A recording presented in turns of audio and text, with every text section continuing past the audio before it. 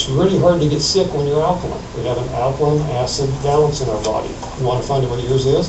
Get some pH hydron paper that has small increments with it, anything from like 5 up to 8, and it goes like 5, 5.1, 5.2, 5.3. Put it on your saliva first thing in the morning if you rinse your mouth out, and see what color it turns. There's a little color chart, and it should go a dark green. Most people, it stays yellow. That means you're too acidic. Acidic people get sick. Alkaline people don't get ill very easily, if at all. But what causes you to become acidic? Eating too many acid foods. What's the most acid food on the face of the planet? Sugar.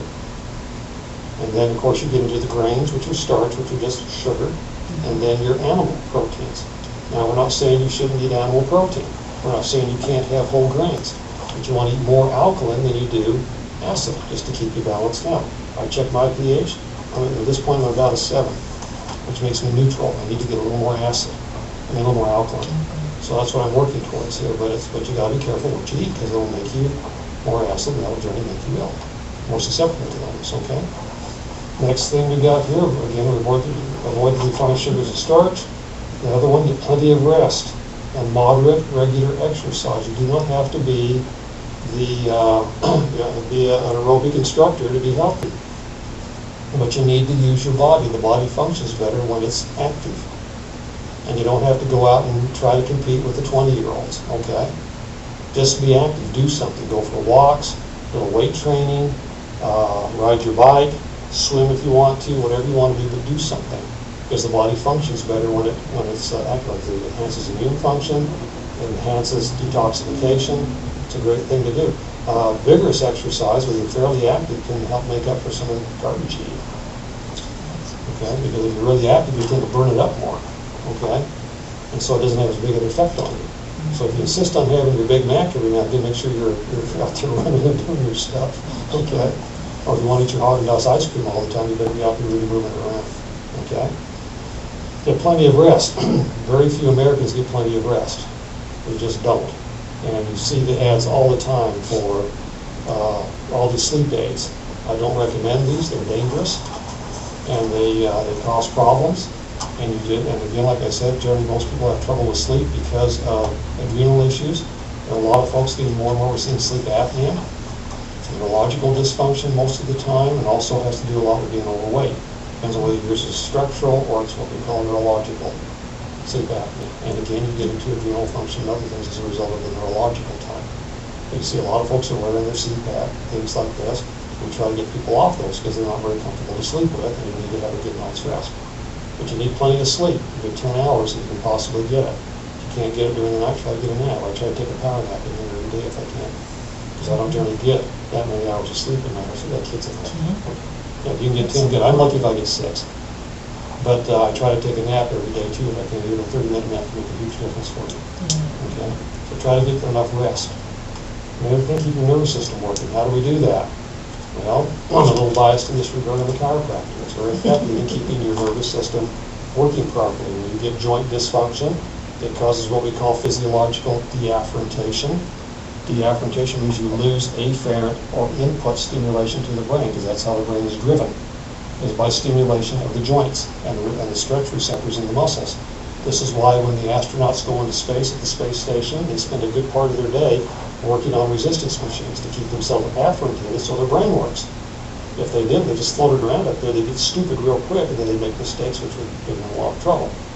So you have to be active. The biggest stimulation to your nervous system is your brain's gravity. The second biggest one is movement.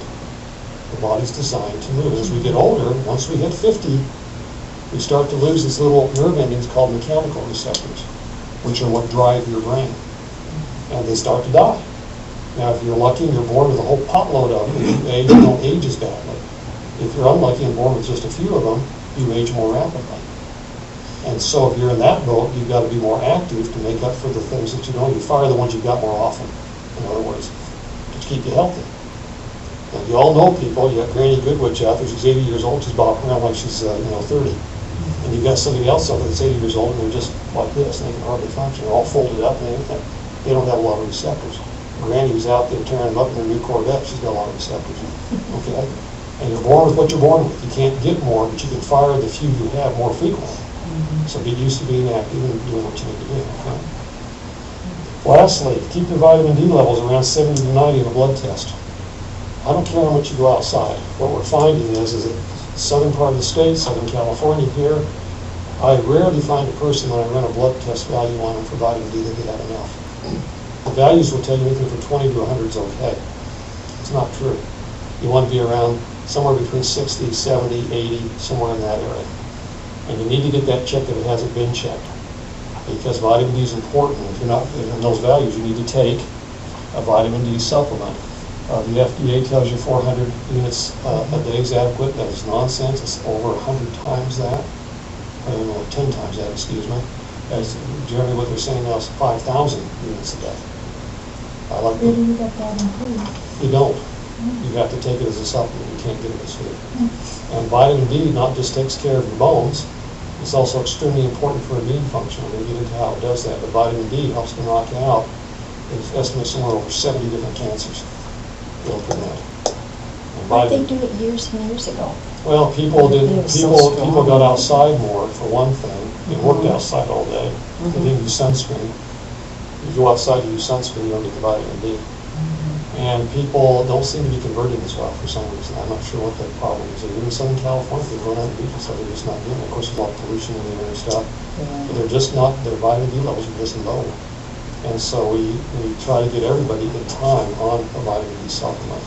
You just can't get enough. Rarely do I run into one that's got normal. I take vitamin D. Do you feel something when you have that vitamin D? Not really. You might start getting osteoporosis, which you're going to kind of, the women tend to go that way anyway a little bit. You may have more problems with infections, but you're not going to really notice it very much until something big happens to you, and now cancer or something like that.